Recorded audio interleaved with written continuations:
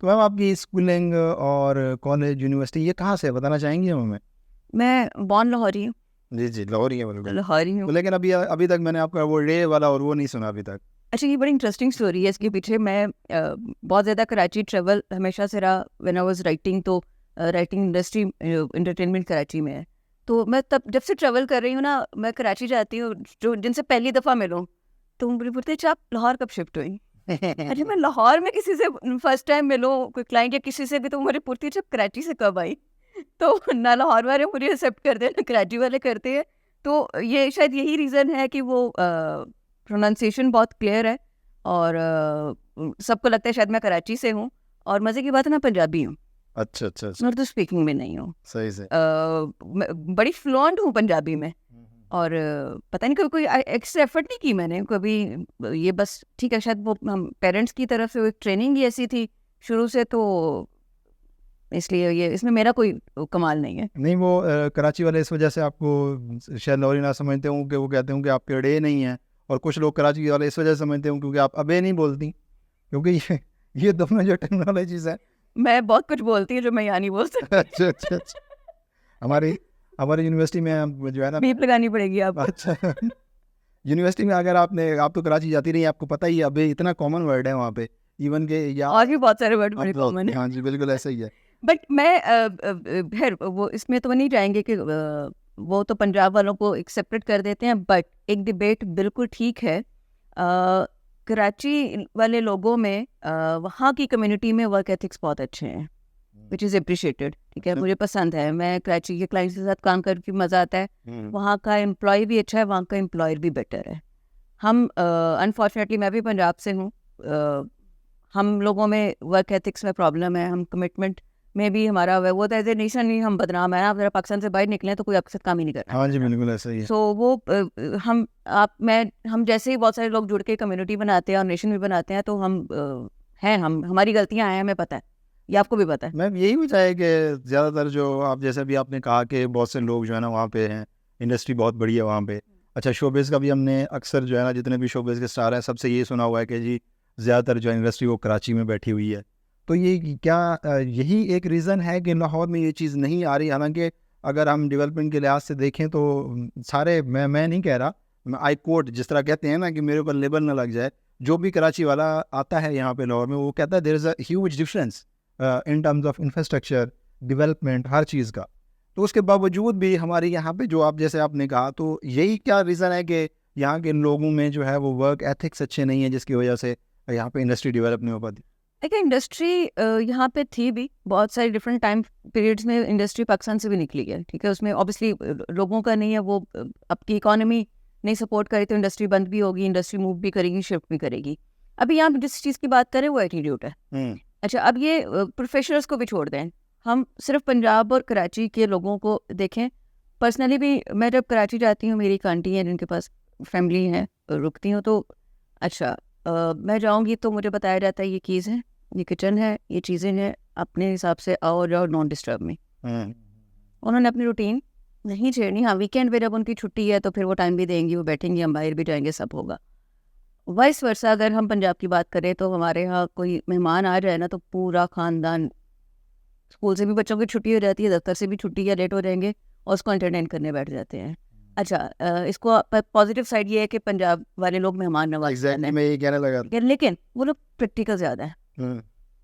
मेहमान आ गया, ठीक है, आ गया मेहमान, अल्लाह की रहमत है, आप अच्छे से ट्रीट करें, लेकिन अपने काम को कॉम्प्रोमाइज़ करके आप मेहमान नवाजी करेंगे तो फिर इतनी मेहमान नवाजी भी आजकल के दौर में तो हम अफोर्ड नहीं कर सकते। करें उतना करें जिससे आपकी वर्क लाइफ डिस्टर्ब ना हो, बैलेंस रखें चीज़ों को।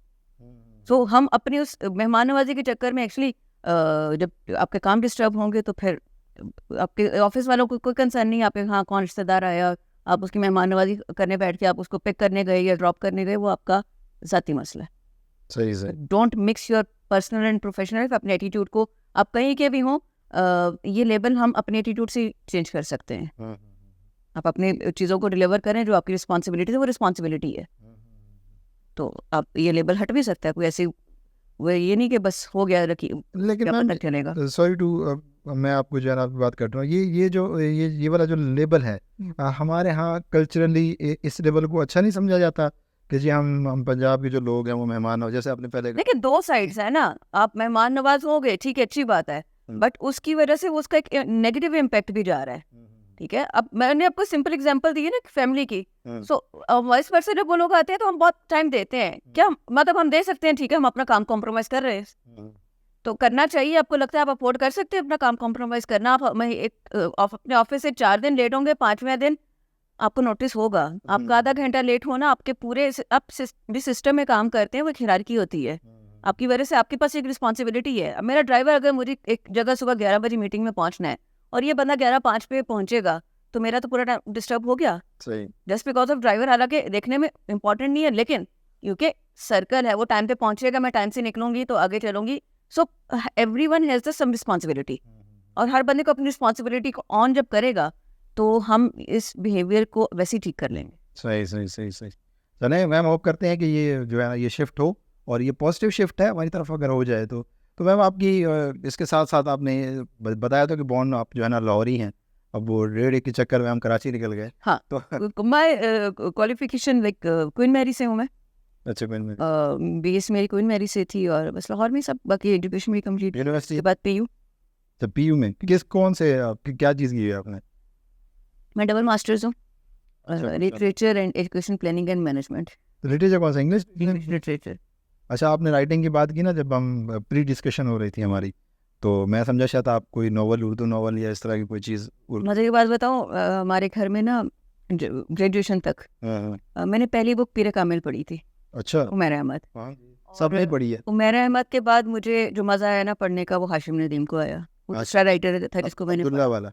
यस, फिर मैंने बानो कुदसिया को पढ़ा, फिर मैंने इशफाक साहब को पढ़ा।